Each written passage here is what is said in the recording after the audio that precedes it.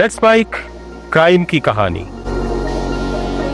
बंगाल का हुगली शहर और उस शहर में बनी एक इमारत के बाहर लोग कतार लगाए खड़े थे और चिल्ला रहे थे कि मेरे पास टिकट है, मुझे अंदर जाने दो।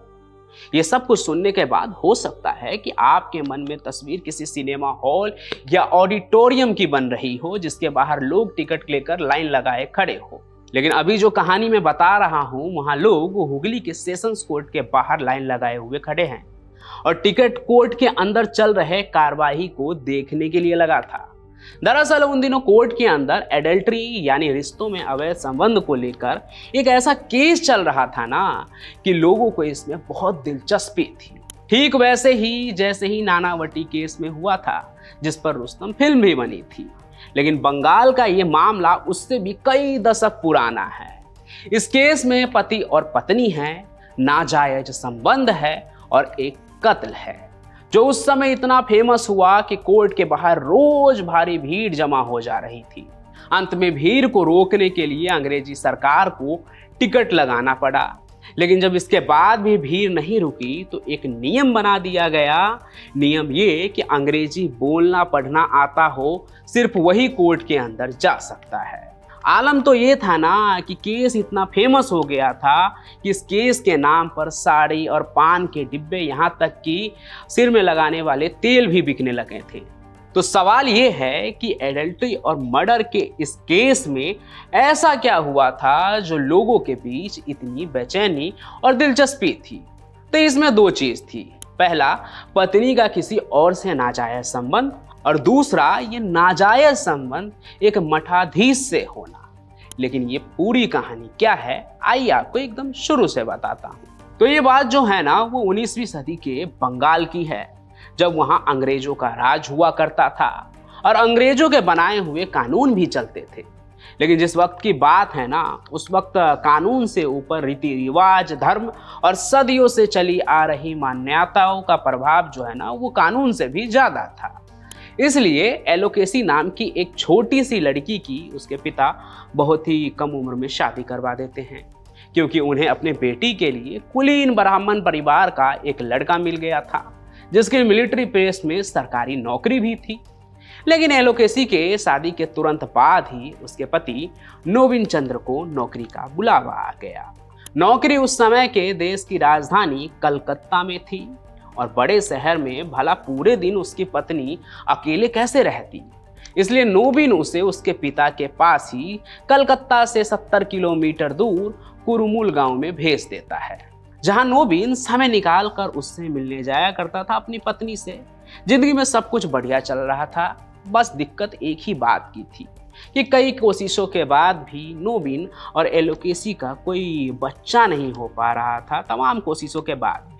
इस पर किसी ने एलोकेसी के पिता से कहा कि वो तारकेश्वर मंदिर के महंत को दिखाए अपनी बेटी को कि आखिर उसे बच्चा क्यों नहीं हो पा रहा है, क्या कारण है। समाज के सताए पिता ऐसा ही करते हैं। एलोकेसी को मंदिर के महंत माधव चंद्र गिरी के पास ले जाते हैं, जो जल्द ही बच्चा करवा देने का वादा करता है। इसके बाद वह एलोकेसी को अक्सर अपने पास बुलाने लगा, रात गए अंधेरे में भी। और जिस समय की मैं कहानी सुना रहा हूं ना, उस समय स्त्री का किसी पराये मर्द को देखना भी पाप माना जाता था। और यहाँ तो बात रात के अंधेरे में अपने घर पे अपने कुटिया में बुलाए जाने की थी। तो अब की बार जब नोबिन अपनी पत्नी एलोकेसी से मिलने आया तो बहुत से लोगों ने उसको ताना मार दिया इस बात का। फिर इस बात को लेकर नोबिन और एलोकेसी के बीच भी बहस शुरू हो गई, जिसमें एलोकेसी ने ये बात मान लिया कि उस मंदिर के महंत के साथ उसका नाजायज शारीरिक संबंध भी है। फिर क्या, वो तारीख थी 27 मई 1873 की, जब खबर आई कि नोबिन ने मछली काटने वाले चाकू से एलोकेसी का सर धड़ से अलग कर दिया है। और इस कत्ल को करने के बाद नोबिन खुद ही पुलिस के पास पहुंच गया और अपने गुनाह के लिए फांसी की सजा मांगने लगा, जिसके बाद नोबिन को हुगली सेशंस कोर्ट में भेज दिया गया।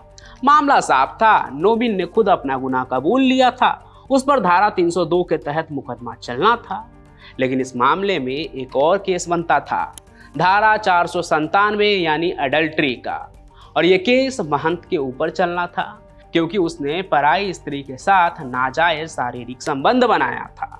कत्ल के इस केस में मंदिर के महंत का नाम जुड़ जाने से यह मामला काफी हाई प्रोफाइल हो गया और लोगों की नजर भी इस पर बन गई।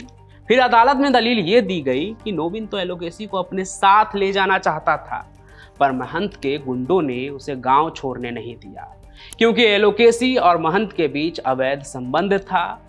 और जब इस बात का पता नोबिन को चला तो वो अपने गुस्से पर काबू नहीं रख पाया और आवेश में आकर उसने एलोकेसी की हत्या कर दी। अब देखिए, यहाँ सीधे तौर पर आपको नोबिन गलत लग रहा होगा क्योंकि वो एक कातिल है, लेकिन उस वक्त में ऐसा नहीं था। ये उस वक्त की बात है जब औरत को पति की प्रॉपर्टी समझा जाता था, उससे ही उसकी पहचान होती थी। इसलिए ऐसे में लोगों को नोबिन गलत नहीं लगा और ना ही उसका कत्ल करना। यहाँ तक कि लोगों से उसे खूब हमदर्दी भी मिल रही थी, क्योंकि उनके नज़र में नोबिन ही असली पीड़ित था जिसकी पत्नी ने उसके साथ बेवफाई की थी। इसका ही असर था कि ज्यूरी ने भी नोबिन को बेगुनाह करार दे दिया, लेकिन अदालत में मामले की सुनवाई कर रहे जज ने ज्यूरी के फैसले को नकार दिया और मामला हाई कोर्ट में भेज दिया। इस बात से जनता काफी नाराज हो गई, क्योंकि उनके लिए तो असली विक्टिम एलोकेसी नहीं बल्कि नोबिन था, जिसकी बीवी ने उसके साथ बेवफाई की। और अगर नोबिन ने उसे मार भी दिया तो उसने तो उसकी बेवफाई की उसको सजा दी थी। उनके नज़र में तो असली गुनहगार वो महंत था, जिसने नोबिन की संपत्ति पर, उसकी इज्जत पर, यानी उसकी बीबी पर अपनी गंदी निगाहें डाली, उस पर हाथ डाला। और एडल्ट्री का वो केस भी सेशंस कोर्ट में चल रहा था, जिसमें नोबिन सच में पीड़ित था और अपराधी महंत थे। ये बात महंत को भी पता थी, इसलिए केस शुरू होने से पहले ही वो भागकर चंदर नगर पहुंच गए, जो तब के समय में फ्रेंच के कब्जे में था और फ्रेंच कानून में एडल्ट्री कोई अपराध ही नहीं था।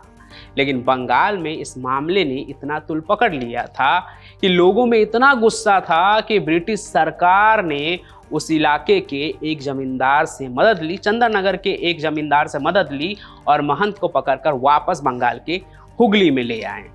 फिर कोर्ट की कार्रवाई के बाद महंत को अडल्ट्री का दोषी पाया गया और उसे 3 साल कैदे बामशक्कत और 2000 रुपये जुर्माना की सजा मिली। 2000 रुपये उस वक्त के हिसाब से बहुत बड़ी रकम थी। तो इधर महंत को सजा मिली ही, लेकिन साथ में हाई कोर्ट ने नोबिन को भी कत्ल का दोषी मानते हुए उसे आजीवन कारावास की सजा सुना दी और उसे अंडमान जेल में भी भेज दिया गया। अब आप सोच रहे होंगे कि मामला तो यही खत्म हो गया, लेकिन उस नोबिन के लिए एक ऐसी मुहिम चली ना कि अंग्रेजी हुकूमत भी हिल गई। तो जैसा कि मैंने पहले भी बताया कि उस समय लोगों के बीच नोबिन की इमेज एक हत्यारे की नहीं थी। लोगों के नज़र में वो अपनी बीबी को उसके चरित्रहीन होने की सजा दी थी। और तो और लोगों में इस बात का भी गुस्सा था कि महंत को सिर्फ 3 साल की सजा और नोबिन को आजीवन कारावास। अंग्रेजों के बनाए गए कानून को ऐसे भी कम तवज्जो देते थे लोग, इसलिए नोबिन के सजा के खिलाफ पूरे बंगाल में हस्ताक्षर अभियान शुरू हो गया। उस वक्त जब आबादी इतनी ज़्यादा नहीं थी, तब भी लगभग 10,000 लोगों ने हस्ताक्षर करके नोबिन की रिहाई की मांग की थी अंग्रेजी सरकार से। सरकार को कुछ समझ नहीं आ रहा था कि वो अपने कानून के खिलाफ ही कैसे चले जाए, कैसे एक हत्या के दोषी को रिहा कर दे। लेकिन वो ये भी जानते थे कि भले ही भारतीय लोग गुलाम हैं, लेकिन वो अपने मान्यताओं को लेकर पक्के हैं और उन्हें डर था कि कहीं नोबिन के रिहाई की मांग किसी क्रांति में न बदल जाए। इसलिए लगभग 3 साल बाद ही नोबिन को भी रिहा कर दिया जाता है। अब आप यहाँ ये भी सोच रहे होंगे कि मंदिर के महंत माधव चंद्र गिरी का क्या हुआ। तो देखिए, 3 साल तक सजा काटने के बाद वो भी बाहर आ गया जेल से। हालांकि उस दौरान उन्हें बलात्कारी तक कहा गया, फिर भी जेल से वापस आकर वो दोबारा से तारकेश्वर मंदिर के महंत बना दिए गए। तो यही थी कहानी उस दौर के 19वीं शताब्दी के अडल्ट्री और मर्डर केस की। बाकी अगर आज के तारीख के हिसाब से देखें तो अडल्ट्री के आधार पर तलाक की मांग की जा सकती है, लेकिन ये अपराध की श्रेणी में नहीं आता है।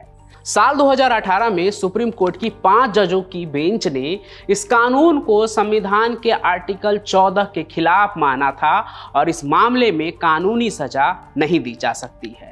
लेकिन इसके अलावा भी एक इम्पॉर्टेंट चीज कोर्ट में कही गई, वो ये कि एक महिला अपने पति की संपत्ति नहीं है, उसकी प्रॉपर्टी नहीं है, बल्कि अपने आप में एक पूर्ण व्यक्ति है, उसकी अपनी पहचान है जो किसी और के पहचान की मोहताज नहीं है। तो आपको ये कहानी कैसी लगी? 19वीं सदी की एक कहानी और आज जो बदला हुआ कानून है, उन दोनों को देखते हुए आप क्या सोचते हैं वो कमेंट में जरूर बताइएगा। एलोकेसी के दृष्टिकोण से भी और आज के समय के हिसाब से भी आपको क्या लगता है वो कमेंट जरूर कीजिएगा। बाकी इस कहानी को लाइक कीजिए, ज़्यादा से ज़्यादा शेयर कीजिए, हमारे इस चैनल को सब्सक्राइब भी जरूर कर लीजिए। मैं पंचम प्रकाश मिलूंगा आपको किसी और सफर में नए क्राइम की कहानी के साथ।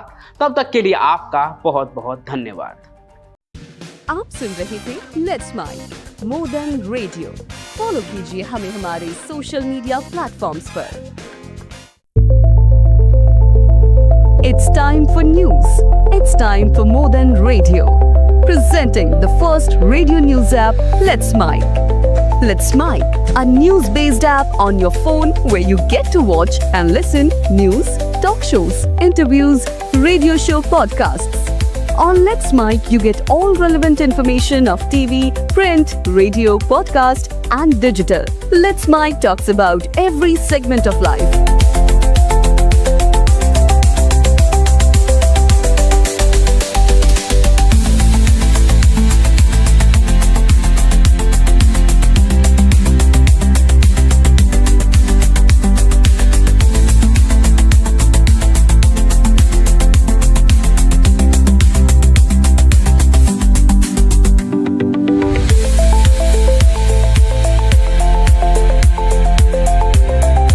Download the app now from Play Store. Available both on Android and iOS mobile phones. Follow us on YouTube, Instagram, Twitter, LinkedIn, Facebook, Telegram, WhatsApp, Snapchat. Let's talk, let's connect, and let's mic.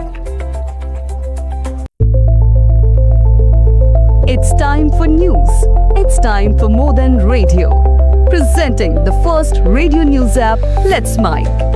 Let's Mic, a news-based app on your phone where you get to watch and listen news, talk shows, interviews, radio show podcasts. On Let's Mic, you get all relevant information of TV, print, radio, podcast, and digital. Let's Mic talks about every segment of life.